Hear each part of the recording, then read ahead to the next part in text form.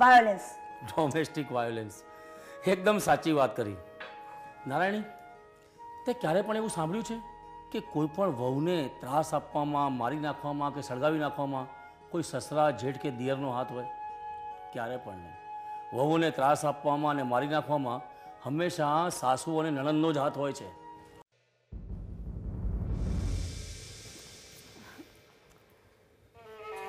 મારા દીકરાને ભરખી ગઈ.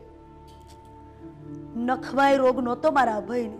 હશે ભાભી, છોડો ને હવે, જે થવાનું હતું. યક્ષ,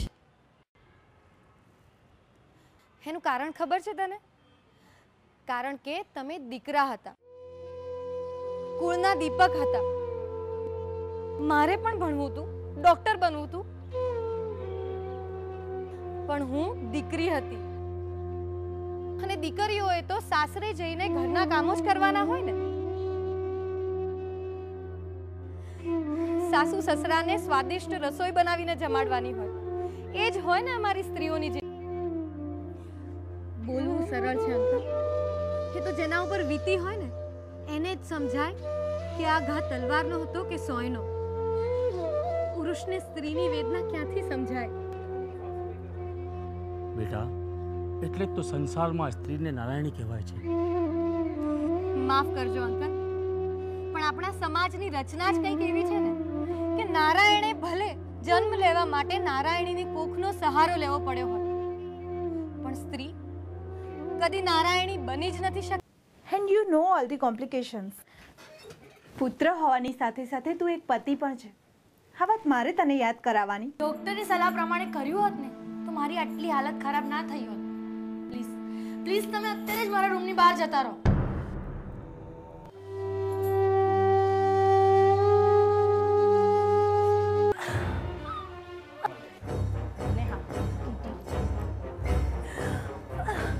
યક્ષ,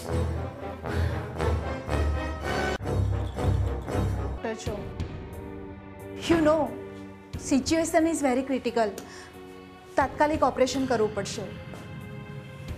બેટા, મને તારામાં પૂરો વિશ્વાસ છે અને અમે તારા મનની પરિસ્થિતિ સમજી શકીએ છીએ. બેટા, તને જેમ ઠીક લાગે ને એમ કર. પહેલા છે ને મારી દીકરીને કેમ છે? પણ મને વાંધો છે. મને આ સંબંધથી વાંધો છે. અને તમને જો લગ્ન કરાવવા જ હોય તો પેલા ભાભીના લગ્ન કરો. તી ક્યારે કોઈ કાળે જિંદગીમાં બે ભાવ ના કરે. મારા નસીબમાં તો જે થવાનું હતું એ થઈ ગયું. ખ્યાલ હશે, ઘોડે ચડનારો બાપ મરજો, પણ જન્મ આપનારી માં ના મરજો. શરત છે, સૌ પ્રથમ તમે લગ્ન કરશો, ત્યાર પછી જ હું લગ્ન કરીશ. ના ભાઈ, ખોટી જીદ. શું તારું ગણિત? ઉભો રે. આ શું કરી રહ્યો છે? ભૂલી ગયો તારા અને પ્રતિમાના લગ્ન કર્યા ને ત્યારે સૌ પહેલા તું સલાફઈના પગે લાગ્યો હતો. જોઈ લીધું ને, એક વિધવાને પગે લાગવાનું પરિણામ ચોર છે, લૂંટારો અને ખૂની છે, છેલ્લા 10 વર્ષથી જેલમાં છે. એના આશીર્વાદ લેવાની કોઈ જરૂર નથી. વાહ મમ્મી વાહ, શું તમારું ગણિત છે? આ ફોઈ અમેરિકામાં રહે છે, એમનો છોકરો ડોક્ટર છે, ડોલરમાં કમાય છે, એટલે એ સારો કુલદીપક ગણાય. અને સરલા ફોઈનો દીકરો જેલમાં છે, એટલે સરલા ફોઈ ખરા. આજમાં જો કોઈ સ્ત્રીનું દુશ્મન હોય ને તો એ સ્ત્રી પોતે જ છે. પછી એ સાસુના રૂપમાં હોય, વહુના રૂપમાં હોય કે પછી નણંદના રૂપમાં. તું જાણે છે આ પ્રવાહ નારી, તું નારાયણને જન્મ તો આપી શકી પણ ક્યારેય નારાયણી ન બની શકી. તો પછી શાને તું કહેવાય નારાયણી? નારી, તું નારાયણી કહેવાય. હા, નારાયણી કહેવાય. પણ જોને તારો અનાદર થાય, કેટલો અન્યાય થાય. જો બાળકી જન્મે તો પેંડા નહીં જલેબી વહેંચાય, મોટી થાય તો શાળામાં નહીં ઘરમાં ગોંધાય, પળે પળે તને નાનમ અપાય. પણ હા, તું નારાયણી કહેવાય.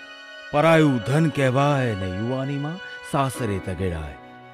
પ્રસૂતિમાં જ્યારે તું પીડાય ત્યારે સૌએ હરખાય. પળે પળે તને નાનમ અપાય. પણ હા, તું નારાયણી કહેવાય. પુત્ર થાય સજ્જન તો સગળું કુળ વખણાય. થાય જો દુર્જન તો શાને તારી કૂક લજવાય. પત્ની મરે તો 2 દી રોઈને પાછો ઘોડે ચડી જાય. ને વિધવાને સફેદ સાડીમાં લપેટીને એનું વ્યક્તિત્વ લૂંટાય. માતાના વાત્સલ્ય માટે નારાયણ પણ લલચાય. કરી વંદન જગતજનનીને યજુ કરે એક જ સવાલ. નારી, જો તું દીપાવે 2 કુળ તો શાને કુળદીપક ના કહેવાય.